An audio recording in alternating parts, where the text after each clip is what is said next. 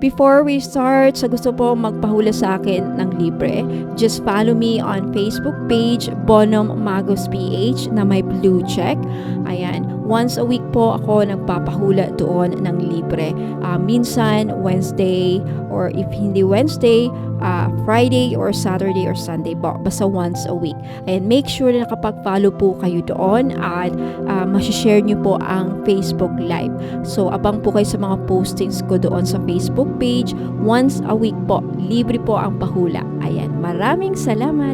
Hello po, magandang araw po sa inyong lahat. Welcome back po dito sa Bonum Magos PH. My name is Angel Francia Feliciano.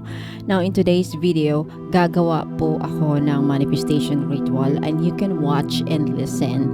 And also, para masali kayo sa ritual na gagawin ko, i-comment nyo lang yung birthday nyo po, yung birthday. Like for example, if your birthday is February 9, 1988, ay i-comment nyo lang po sa baba. Or you can also comment your alongside your manifestations. Ano yung mga gusto nyong matupad sa buhay ninyo, no? So it doesn't matter kung anong. You can also put your name if you want. Okay? Your full name, your birthday, and your manifestations po ninyo. And kung ayaw nyo ilagay yung name ninyo, pwede lang na birthday and your manifestations. Now, before natin gagawin yung manifestation ritual, magki-cleanse muna tayo ng ating aura, no? Using Palo Santo.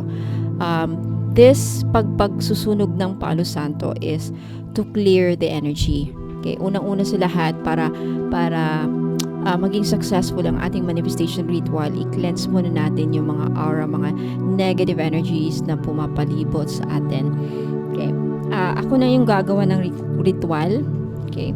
You can just watch and you can just listen sa mga subliminal music na ilalagay ko dito mamaya. Okay, so start na natin. Magpausok tayo. So habang nagpapausok ako dito, you just close your eyes. You can visualize and just breathing in and breathe out. Ayan. So, part 2 ng ritual, no? Cleansing. Palo Santo is, galing ito sa paniniwala ng mga American Indians, Native Americans, pang-cleanse ng mga negative energies na kumakapit sa inyong aura. Kasi yan ang mga isa sa mga balakid or mga blockages, humaharang na matupad ang yung mga manifestations or wishes ninyo. Alright, so ayan. If may mga music kayo narinig the background, you can just listen, okay? Mamaya magbabanggit ako ng Latin. Ayan, pakinggan nyo lang po. Okay, next you have gawin natin yung this is the white sage. So, after the Palo Santo, you can just use Palo Santo, no? You can also, pwede nyo gayahin to, right? Yung ritual na ginagawa ko din, napapanood nyo sa video na to. And, next, ang ginagawa ko kasi, ito yung mga nakaugalian ko eh. You can just use Palo Santo or you can just use, white sage agad. Okay? Ayan. So, papausukan natin ang ating paligid using white sage. Nagki-cleanse din to. And also the white sage, isa din pala ito sa mga pag-smudging or smudging ritual kung saan nag-a-attract tayo ng blessings, no? So, maganda to sa manifestation ritual na gagawin natin ngayon. Ayan. So, habang nagpapausok ako, you can visualize na whatever you want in your life. Again, you can type in, comment niyo yung mga manifestations niyo, yung mga wish niyo, yung mga gusto niyo matupad sa, yung mga kahilingan niyo, matupad niyo sa buhay. Ayan. And then, habang nagpapausok ako, just, breathe in and breathe out. Ayan. And next, this is, anong tawag na to? Cinnamon stick. Cinnamon is isa sa mga spiritual tools or herbs na makakatulong mag-attract ng abundance. Ayan, papausok lang tayo. Medyo malakas yung amoy niya. You can also use powder, ayan, but at during this, ito lang kasi meron ako ngayon. So, ito yung gagamitin natin. You can also use powder. You don't have to, hindi nyo na kailangan gayahin to. Panoorin nyo lang.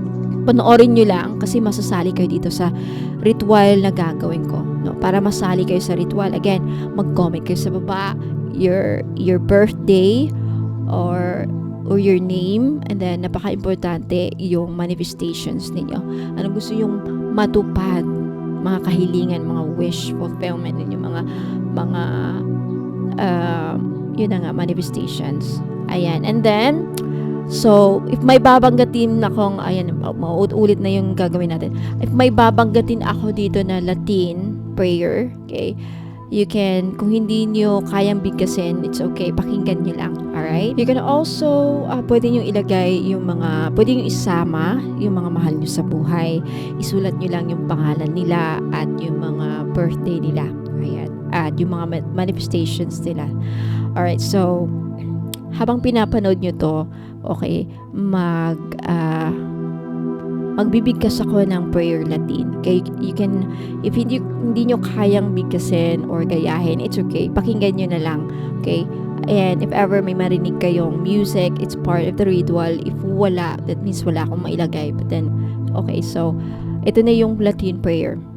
Astra audentia mea orote ut manifestam somnium et prosperitas et successus financialis et victoria et sanitas bona et felicitas et amor magnus per potentiam tuum astra crea ut omnia quae desidero fiant et ut quadiam et triumpham in omnere quam ago astra mater mea aude me et exaude orationem meam et manifesta quae desidero et da mihi quae petu per nonem tuum astra amo et per potentiam tuam creo ut omnia fiant quae desidero et ut sim felix et vecturosius. Amen. So, yan na yung prayer Latin. So, pwede nyo itong paulit-ulit na panoorin or every time na magmamanifest kayo, you can watch this every day or you can watch this once a week. Okay, pwede nyo balik-balikan anytime, no? And, kung may marinig kayong subliminal music after this or habang nagsasalita ako, that's part of the ritual. Ayan. And if wala nang ayan. So, itong video na to, ayan, ginawa ko yung sage, pausukan natin. So, habang nagpapausok ako, you can just continue listening to the subliminal music habang nag-visualize kayo ng inyong manifestations. Okay? So, ayan. So, thank you so much for watching, mga madam at sir. So, hopefully, makatulong ito sa mga manifestations ninyo, no? So, abangan nyo next time yung isa pang mga video ritual na kagaya ito. Maraming salamat. Hope see you again next time. Ingat po. God